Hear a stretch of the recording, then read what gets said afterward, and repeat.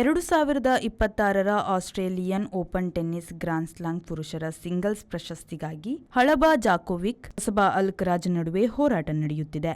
ಮೊದಲು ನಡೆದು ಮುಗಿದ ಮಿಕ್ಸೆಡ್ ಡಬಲ್ಸ್ನಲ್ಲಿ ಪ್ರಶಸ್ತಿ ಗಡೇಕಿ ಪಿಯರ್ಸ್ ಜೋಡಿ ಪ್ರಶಸ್ತಿ ಉಳಿಸಿಕೊಂಡಿತ್ತು. 1989ರ ಬಳಿಕ ಮಿಶ್ರ ಡಬಲ್ಸ್ ಪ್ರಶಸ್ತಿ ಉಳಿಸಿಕೊಂಡ ಜೋಡಿ ಎನಿಸಿತು. ಒಲಿಮಿಯಾ ಗಡೇಕಿ ಮತ್ತು ಜಾನ್ ಪಿಯರ್ಸ್ ಜೋಡಿ. ಇವರು ಕಳೆದ ಬಾರಿ ಪ್ರಶಸ್ತಿ ಗೆದ್ದಿದ್ದರು. ಕ್ರಿಸ್ಟಿನಾ ಲೆಡೆನೆವಿಕ್, ಮ್ಯಾನುಯೆಲ್ ಗಿನಾರ್ಡ್ ಜೋಡಿಯನ್ನು ಇವರು ಫೈನಲ್ನಲ್ಲಿ ಸೋಲಿಸಿದ್ದರು. 1989ರಲ್ಲಿ ಜಾಮಾ ನವೋತ್ಮ ಹಾಗೂ ಜಿಮ್ ಪುಗ್ ಮಿಶ್ರ ಡಬಲ್ ಜೋಡಿ ಪ್ರಶಸ್ತಿ ಉಳಿಸಿಕೊಂಡಿತ್ತು.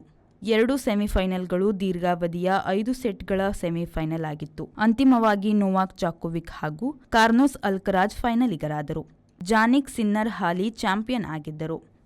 ಅವರು ಅದ್ಭುತ ಆಟವಾಡಿ 5 ಸೆಟ್ಗಳವರೆಗೆ ಆಟವನ್ನು ಒಯ್ದರು. ಅಂತಿಮವಾಗಿ ಜಾಕೋವಿಕ್ ಎದುರು ಸೋತರು.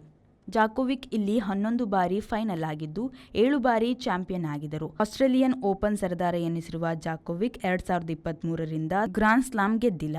ಇನ್ನೊಮ್ಮೆ ಗೆಲ್ಲುವರೇ ಎಂಬುದು ಈಗಿನ ಪ್ರಶ್ನೆಯಾಗಿದೆ. ಇನ್ನೊಂದು ಸೆಮಿಫೈನಲ್ನಲ್ಲಿ ಕಾರ್ಲೋಸ್ ಅಲ್ಕರಾಜ್ ಸ್ನಾಯು ಸೆಳೆತದ ನಡುವೆಯೂ ಅಂತಿಮ ಗೆಲುವು ಕಂಡರು. ಇದು ಕೂಡ 5 ಸೆಟ್ ಕಂಡ ಪೈಪೋಟಿಯ ಆಟವಾಗಿತ್ತು. 5 ಗಂಟೆ 27 ನಿಮಿಷಗಳ ದೀರ್ಘಕಾಲದಲ್ಲಿ ಅಲೆಕ್ಸಾಂಡರ್ ಜೇವರ್ ಸೋಲು ಕಂಡರು. ಅಲ್ಕರಾಜ್ ಈಗಾಗಲೇ ಉಳಿದ 3 ಗ್ರ್ಯಾಂಡ್ ಸ್ಲಾಮ್ ಗೆದ್ದಿದ್ದಾರೆ. ಆಸ್ಟ್ರೇಲಿಯಾ ಫೈನಲ್ನಲ್ಲಿ ಇದೇ ಮೊದಲ ಬಾರಿ ಫೈನಲ್ಗೆ ಬಂದಿದ್ದಾರೆ. ಗೆದ್ದಿದ್ದಲ್ಲಿ ಗ್ರ್ಯಾಂಡ್ ಸ್ಲಾಮ್ ಸಾಧಿಸಿದವರ ಪಟ್ಟಿಗೆ ಅವರು ಸೇರುತ್ತಾರೆ.